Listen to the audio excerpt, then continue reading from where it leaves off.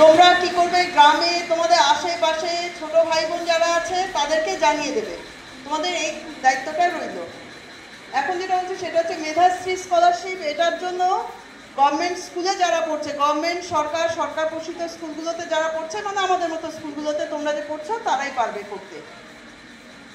এটা হচ্ছে backward class, আদার backward class মানে পিছিয়ে পড়া যারা তারা, এবং মাইনরিটি কমিউনিটি, এই দুটো কমিউনিটির থেকে মাইনরিটি কমিউনিটি আর ব্যাকওয়ার্ড ক্লাস তারাই খালি অ্যাপ্লাই করতে পারবে 5 থেকে 8-এর মধ্যে যারা আছে।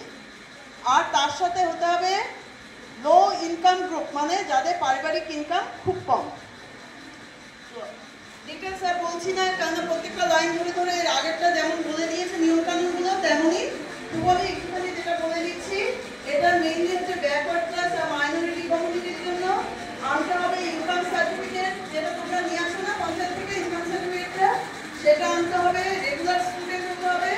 আর সরকারের অন্য কোনো স্কলারশিপ নেওয়া চলবে না। যারা অন্য কোনো স্কলারশিপ নিচ্ছ তারা হয়তো পাবে না, কিন্তু আমি বলবো সবাই অ্যাপ্লাই করো। তারা হয়তো পাবে না, এগুলো ওইভাবেই লেখা আছে, হয়তো পাবে না আবার পেতেও পাবে। যে জিনিসগুলো তোমাদের জমা দিতে হবে তার মধ্যে রয়েছে রিকোয়ার্ড ডকুমেন্টসের মধ্যে মাইনরিটি সার্টিফিকেট অবশ্যই থাকবে। যাদের মাইনরিটি সার্টিফিকেট করা নয় তারা করে নেবে, এবং মাইনরিটি সার্টিফিকেট অবশ্যই জমা দিতে হবে। Income certificate, domicile certificate of West Bengal, Aadhaar card, domicile certificate মানে তুমি যে এখানকার বাসিন্দা সেই সার্টিফিকেট জমা দিতে হবে। আধার কার্ড, ব্যাংকের পাসবুক উইথ আইএফএসসি কোড, ব্যাংকের পাসবুকে সামনের